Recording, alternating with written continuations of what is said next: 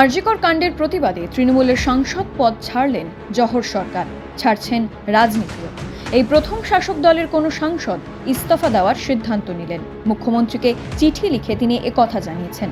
চিঠিতে জহর বলেছেন, আমি গত 1 মাস ধৈর্য ধরে আরজিকর হাসপাতালের ঘৃণ্য ঘটনার বিরুদ্ধে সবার প্রতিক্রিয়া দেখেছি আর ভেবেছি আপনি কেন সেই পুরনো মমতা বন্দ্যোপাধ্যায়ের মতো ঝাঁপিয়ে পড়ে সরাসরি জুনিয়র ডাক্তারদের সঙ্গে কথা বলছেন না।